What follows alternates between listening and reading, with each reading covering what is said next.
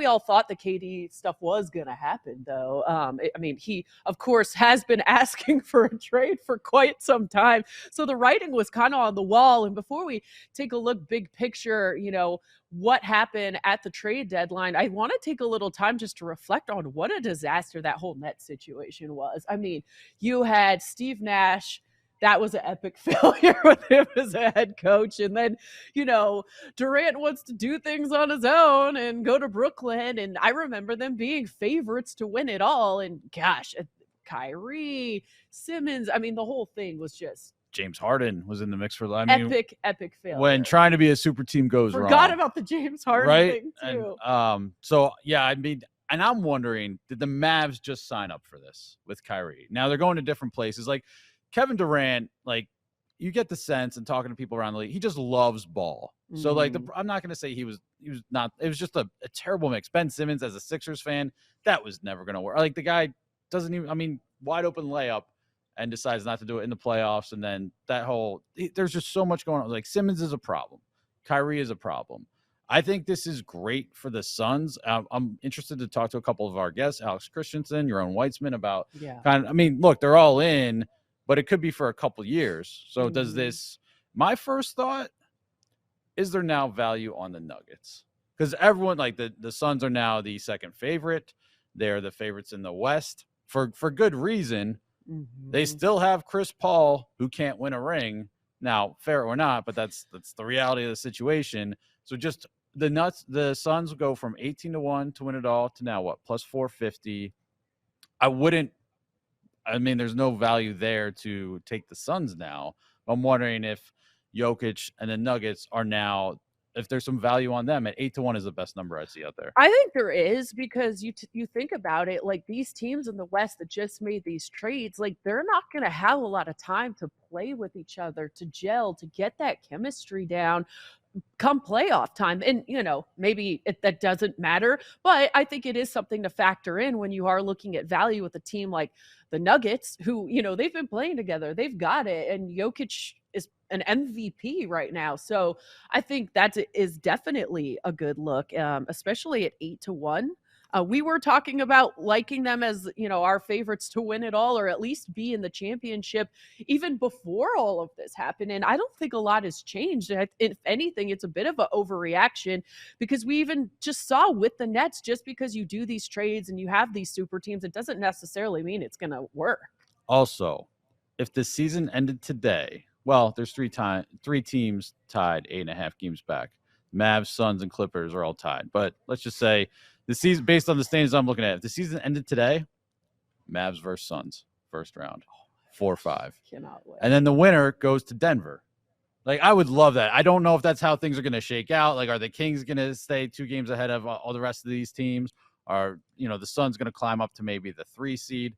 But I would sign up for this. End the season today. Let's see, Mavs, Suns, first round. Winner goes to Denver. And then, I mean, you're basically the winner of that is probably coming out of the West. But I love it. I mean, you can't.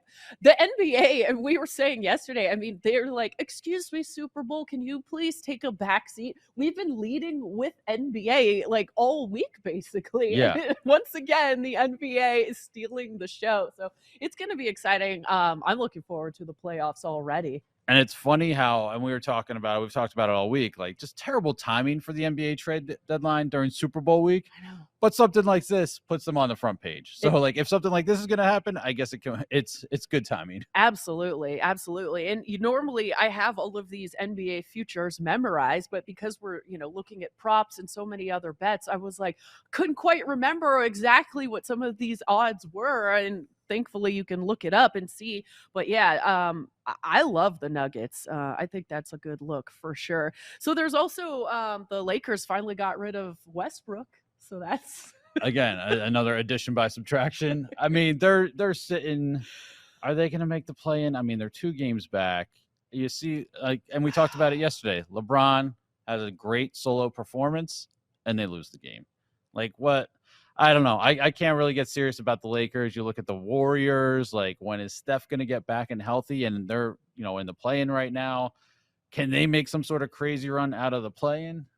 The Warriors are kind of like the Chiefs to me. Like, you just can't count You them don't want to out. see You them. know what I'm saying? Like, maybe that's also where there's value, because that's another team that's just scary when they're healthy and with the veteran experience that they have. I just, it's kind of like Pat Mahomes and Andy Reid. Do I want to bet against them? No, not in the not come playoff time. I don't. No, and I mean, if they depend on where they land in the play-in, they could, they could face the Nuggets in the first round, or they could go through the other side and face the Grizzlies, and then they're on that other side, and possibly they make it to face the Nuggets in the Western Conference Finals. So it's going to be very interesting to see how it shakes out. Also on the East, if you look at the East, and we talked about this a little bit yesterday, we kind of assumed the Nets were going to make the Durant move and they would fall a little bit. So if you take them out of the mix, I mean, are they going to drop 8 games back and get out of the play-in entirely? I guess they might. So that puts a team like the Wizards in there, but everyone else is kind of shifting up. So then, yeah, right. Yeah, Ever since no one wants to see that.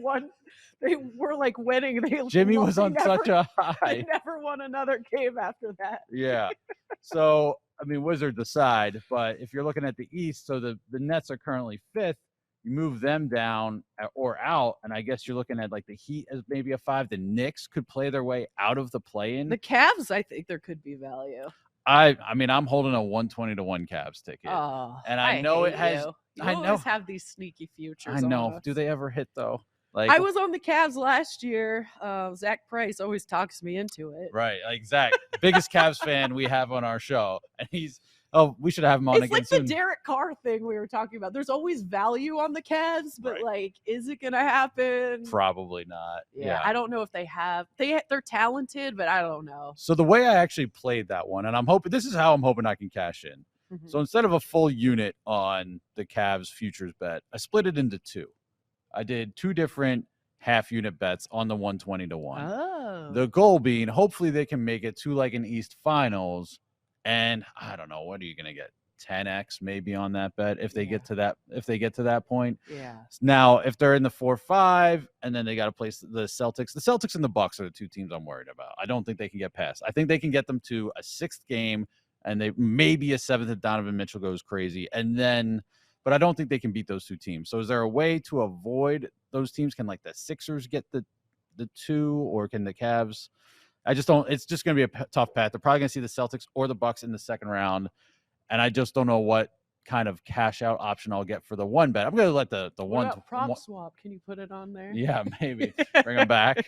So maybe I could. The goal is to get enough of a cash out option to cash out the 1 ticket, and then just let the other 120-1 ride. So you're playing with house money, but we'll see how that works out. But it's going to be. I mean, it's good timing for this because now when the Super Bowl is over, the NBA is going to be very interesting. I know we've been locked in on the Super Bowl for sure, but it'll be interesting to see how it plays out. Absolutely. I'm definitely looking forward to playoff time. I mean, this is like a reality show. 4 first-round picks plus a pick swap is just nuts. To give up Michael Bridges, to give up Cam Johnson, 2 young players that fit the mold of what everyone's looking for. Really strong defenders, really good three-point shooters, but Chris Paul, Devin Booker, Kevin Durant, DeAndre Ayton. I mean, it immediately puts them as probably the strongest team in the Western Conference. I mean, Denver is still really good, so still thinking through this quite a bit, but it's something Phoenix wanted to do this offseason. I think they were trying to do a sign and trade with DeAndre Ayton to try to get him over there, so it's absolutely fascinating. The NBA never stops. It's the best league in the stinking world, and we get trades like this at 4 a.m. It's awesome. Alex, dialing it back a little bit to the other Nets trade, did the Mavs just sign up for what the Nets just went through with Kyrie, or like how do you see that all shaking out in Dallas?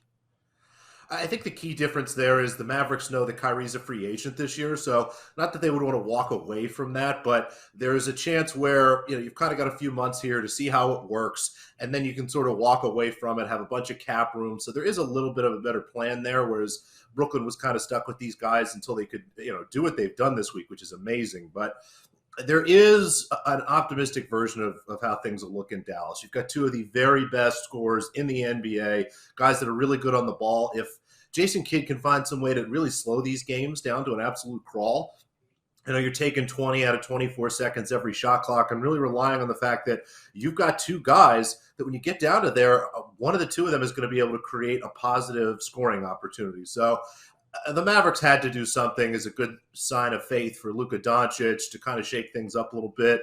And I do agree with everyone who's kind of hesitant to think that Kyrie is going to be excited there, but it actually ends up being a pretty low risk move that could work out.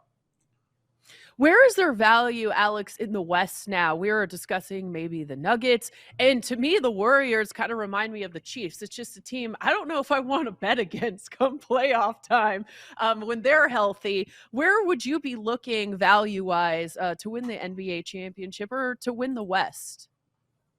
Yeah, it continues to get really tough. I mean, as good as the Nuggets are, we've yet to see them do it in the postseason for whatever reason. And a lot of that's injuries, right? But I still think there is some value in Denver here. I'll probably actually be going around and price shopping some Denver numbers today. The Suns have immediately moved up. They're the favorite to win the West.